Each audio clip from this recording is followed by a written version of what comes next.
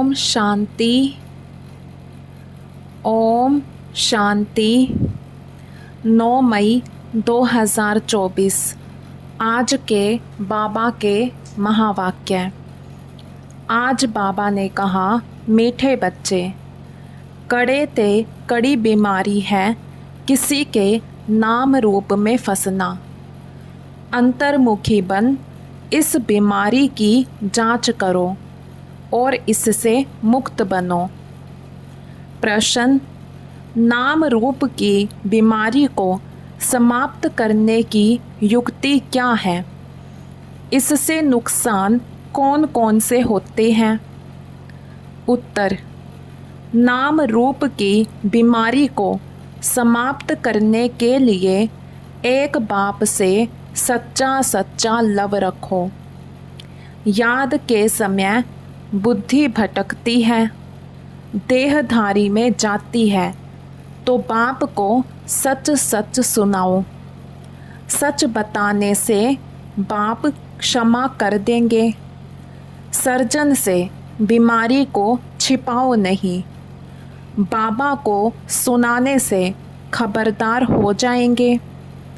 बुद्धि किसी के नाम रूप में लटकी हुई है तो बाप से बुद्धि जुट नहीं सकती। वह सर्विस के बजाय डिससर्विस करते हैं, बाप की निंदा कराते हैं।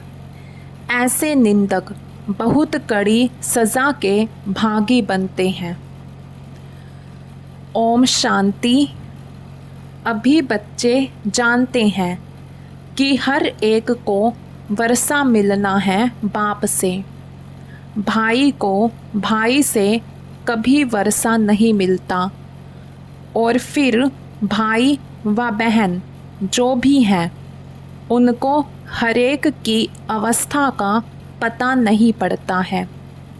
सब समाचार बाप दादा के पास आते हैं। यह है प्रैक्टिकल में।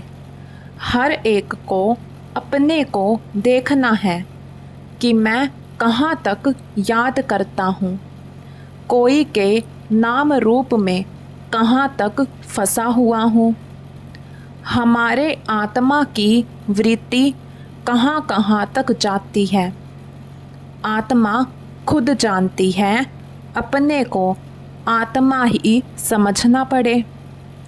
हमारी वृत्ति एक शिव बाबा की तरफ जाती है या और कोई के नाम रूप तरफ जाती है।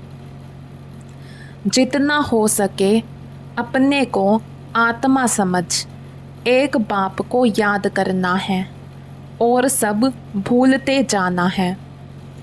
अपने दिल से पूछना है कि हमारी दिल सिवाय बाप के और कहाँ भटकती तो नहीं है। कहीं धंधे धोरी में या घर गृहस्थ मित्र संबंधियों आदि तरफ बुद्धि जाती तो नहीं है। अंतर्मुखी होकर जांच करनी है। जब यहाँ आकर बैठते हो तो अपनी जांच करनी है। यहाँ कोई ना कोई सामने योग में बैठते हैं, वह भी शिव बाबा को ही याद करते होंगे। ऐसे नहीं अपने बच्चों को याद करते होंगे। याद तो शिव बाबा को ही करना है। यहाँ बैठे ही शिव बाबा की याद में हो, फिर चाहे कोई आंखें खोलकर बैठे हैं व आंखें बंद कर बैठे हैं। यह तो बुद्धि से समझ की बात है। अपने दिल से पूछना होता है, बाबा क्या समझाते हैं? हमको तो याद करना है एक को। यहाँ जो बैठने वाले हैं वह तो एक शिव बाबा की ही याद में होंगे। तुमको नहीं देखेंगे क्योंकि उनको तो कोई की भी अवस्था का पता ही नहीं है। हर एक का समाचार बाप के पास आता है। वह जानते हैं कौन कौन बच्चे अच्छे हैं, जिनकी लाइन क्लियर है, उनका और कहाँ भी बुद्धि योग नहीं जाता है। ऐसे भी होते हैं, कोई का बुद्धि योग जाता है, फिर मुरली सुनने से चेंज भी होते रहते हैं। फील करते हैं कि यह तो हमारी भूल है, हमारी दृष्टि वृत्ति बरोबर रोंग थी, अब उनको राइट करना है, रोंग वृत्ति को छोड़ देना है। यह बाप समझाते हैं, भाई भाई को नहीं समझा सकते। बाप ही देखते हैं इनकी वृत्ति दृष्टि कैसी है। बाप को ही सब दिल का हाल सुनाते हैं। शिव बाबा को बताते हैं तो दादा समझ जाते हैं। हर एक के सुनाने से देखने से भी समझते हैं। जब तक सुने नहीं तब तक उनको क्या पता कि यह क्या करते हैं। एक्टिविटी से, सर्विस से समझ जाते हैं कि इनको बहुत देह अभिमान है, इनको कम, इनकी एक्टिविटी ठीक नहीं है। कोई ना कोई के नाम रूप में फंसा रहता है। बाबा पूछते हैं, कोई की तरफ बुद्धि जाती है? कोई साफ बतलाते हैं, कोई फिर नाम रूप में फंसे हुए ऐसे हैं जो बताते ही नहीं हैं, अपना ही नुकसान करते हैं। बाप को बतलाने से उनकी क्षमा होती है और फिर आगे के लिए भी संभाल करते हैं। बहुत हैं जो अपनी वृत्ति सच नहीं बताते, लज्जा आती है। जैसे कोई उल्टा काम करते हैं तो सर्जन को बताते नहीं हैं, परंतु छिपाने से बीमारी और ही वृद्धि को पाएगी। यहाँ भी ऐसे हैं, बाप को बताने से हल्के हो जाते हैं, नहीं तो वह अंदर में रहने से भारी रहेंगे। बाप को सुनाने से फिर दोबारा ऐसे नहीं करेंगे। आगे के लिए अपने पर खबरदार भी रहेंगे। बाकी बताएंगे नहीं तो वह वृद्धि को पाता रहेगा। बाप जानते हैं यह सर्विस एबल बहुत है। क्वालिफिकेशन कैसी रहती है, सर्विस में भी कैसे रहते हैं। कोई के साथ लटके तो नहीं हैं।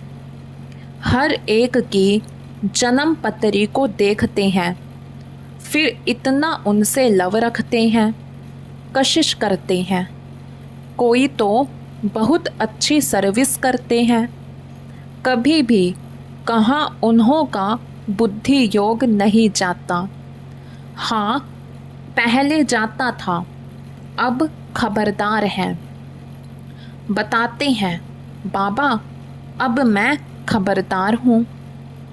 आगे बहुत भूले करते थे, समझते हैं देह अभिमान में आने से भूलें ही होंगी, फिर पद तो भ्रष्ट हो जाएगा।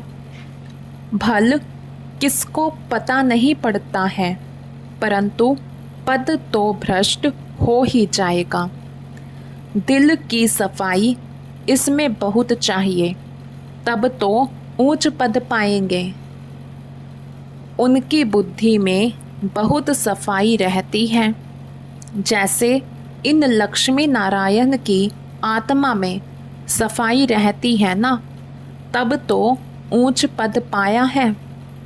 कोई कोई के लिए समझा जाता है, इनकी नाम रूप की तरफ वृत्ति है, देही अभिमानी होकर नहीं रहते हैं। इस कारण पद भी कम होता गया है। राजा से लेकर रंक तक नंबरवार पद तो है ना, यह क्यों होता है, इसको भी समझना चाहिए। नंबरवार तो ज़रूर बनते ही हैं। कलाएं कम होती ही रहती हैं। जो 16 कला संपूर्ण है वह फिर 14 कला में आ जाते हैं। ऐसे थोड़ा थोड़ा कम होते होते कलाएं उतरती तो ज़रूर है। 14 कला हैं तो भी अच्छा, फिर वाम मार्ग में उतरते हैं तो विकारी बन जाते हैं। आयु ही कम हो जाती है, फिर रजो तमोगुनी बनते जाते हैं। कम होते होते पुराने होते जाते हैं। आत्मा शरीर से पुरानी होती जाती है। यह सारा ज्ञान अभी तुम बच्चों में है। कैसे 16 कला से नीचे उतरते उतरते फिर मनुष्य बन जाते हैं। देवताओं की मत तो होती नहीं, बाप की मत मिली, फिर 21 जन्म मत मिलने की दरकार ही नहीं रहती है। यह ईश्वरीय मत तुम्हारी 21 जन्म चलती है। फिर जब रावण राज्य होता है तो तुमको मत मिलती है रावण की। दिखाते भी हैं देवताएं वाम मार्ग में जाते हैं, और धर्म वालों की ऐसी बात नहीं होती है। देवता जब वाम मार्ग में जाते हैं तब और धर्म वाले आते हैं। बाप समझाते हैं, बच्चे अभी तो तुम्हें वापस जाना है। यह पुरानी दुनिया है। ड्रामा में यह भी मेरा पार्ट है।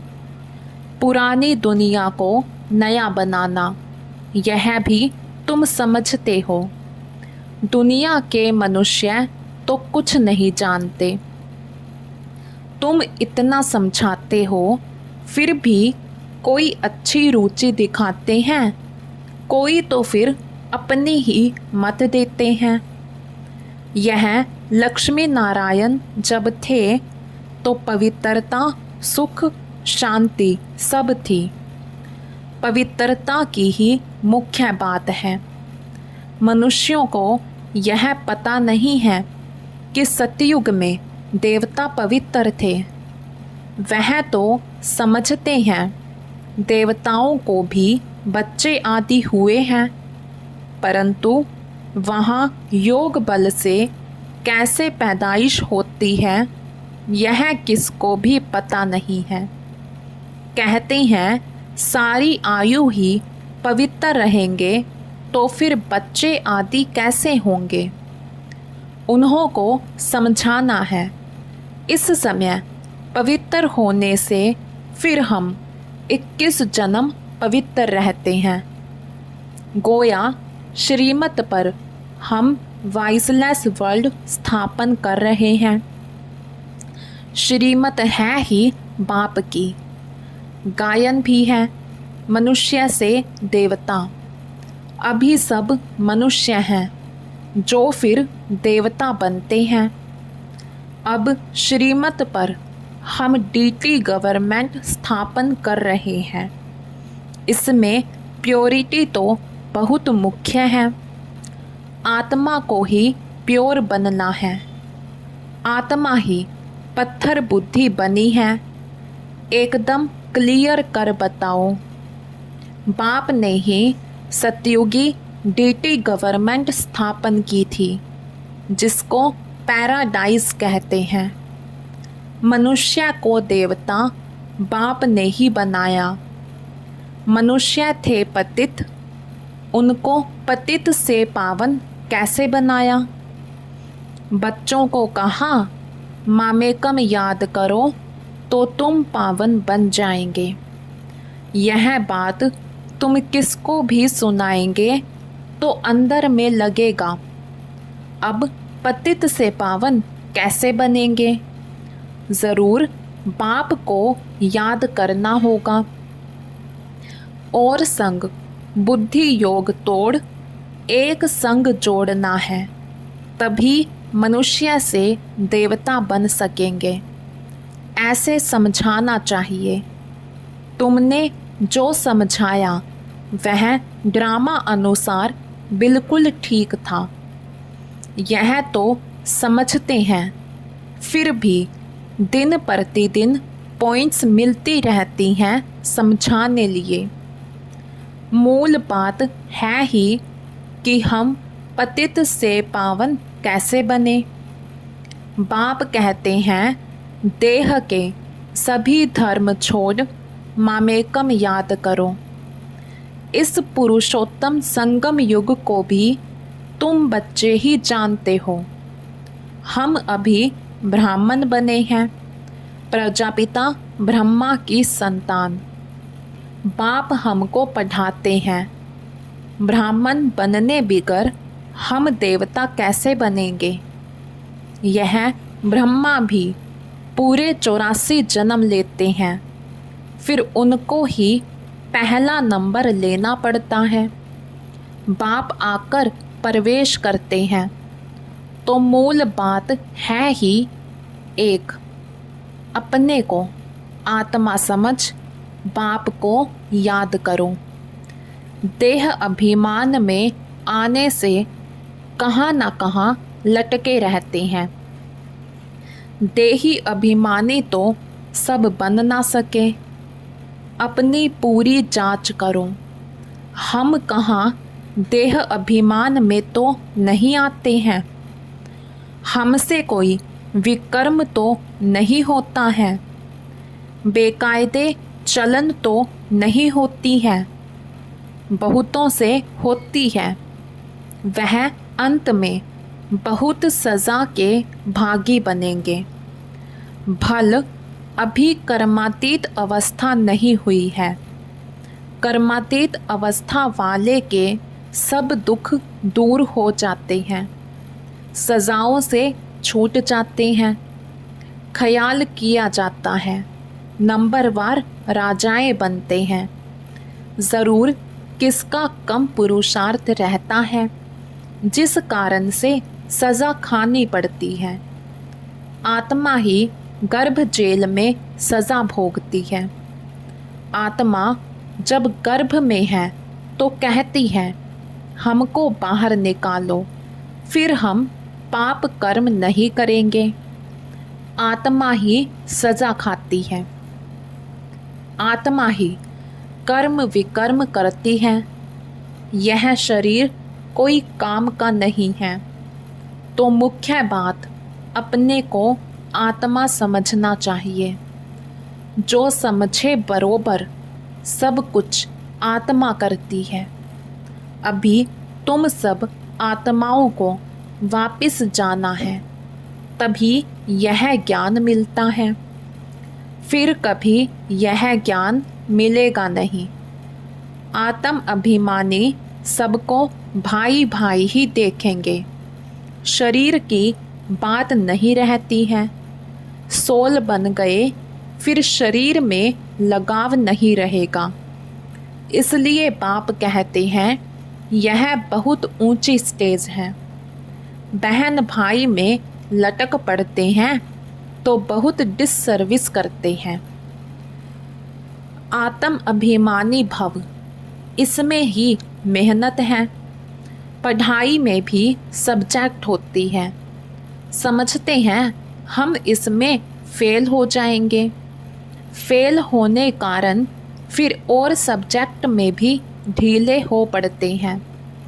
अभी तुम्हारी आत्मा बुद्धि योग बल से सोने का बर्तन होती जाती है।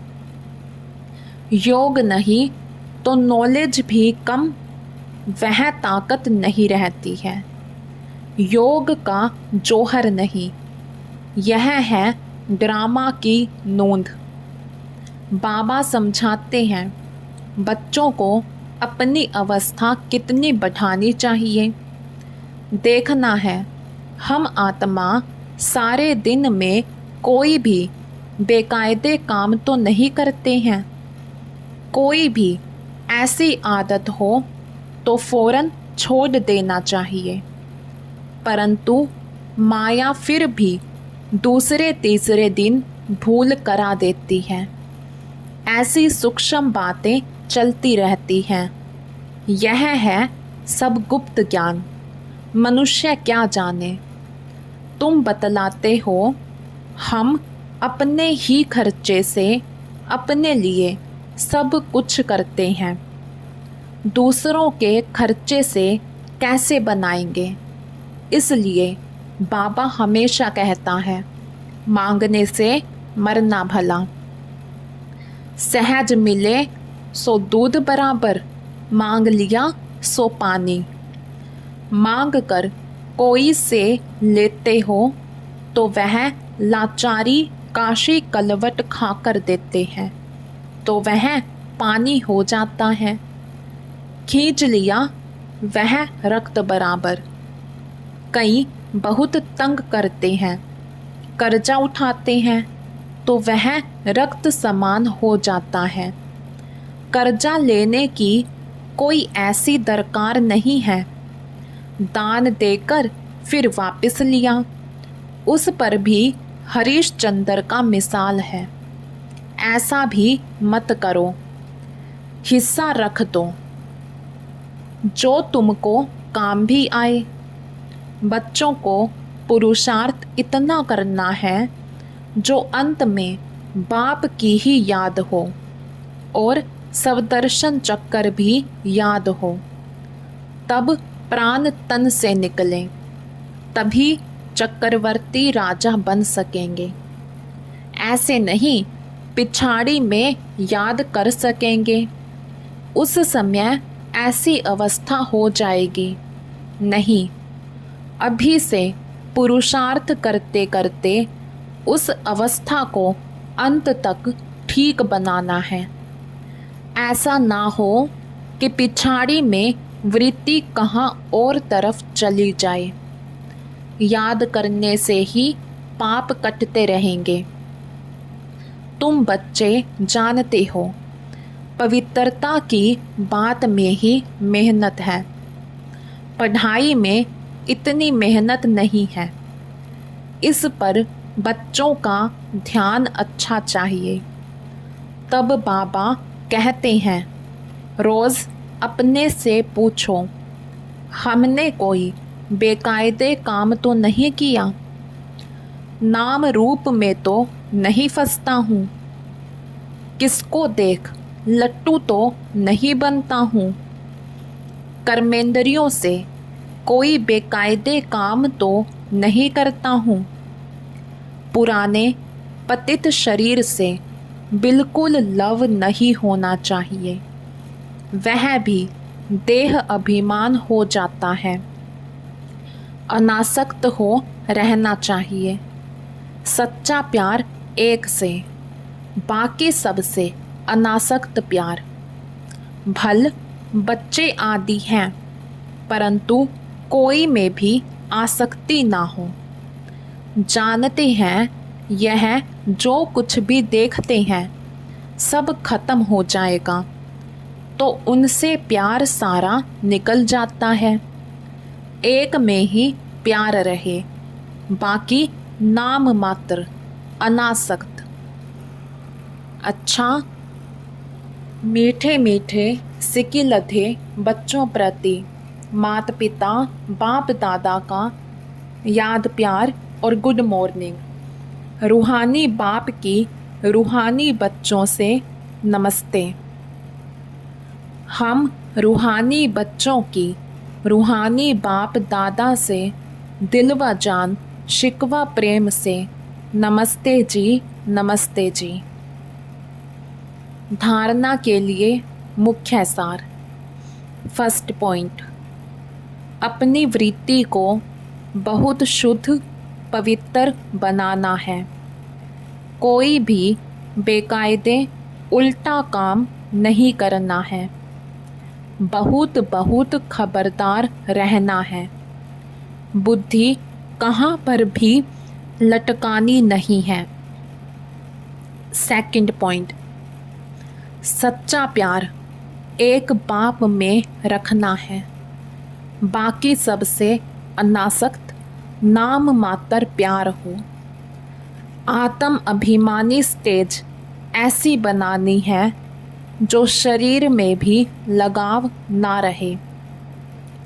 आज का वरदान। स्वराज्य के संस्कारों द्वारा भविष्य राज अधिकार प्राप्त करने वाले तकदीरवान आत्मा भव। स्वराज्य के संस्कारों द्वारा भविष्य राज्य अधिकार प्राप्त करने वाली तकदीरवान आत्मा भव। बहुत काल के राज्य अधिकारी बनने के संस्कार बहुत काल भविष्य राज्य अधिकारी बनाएंगे।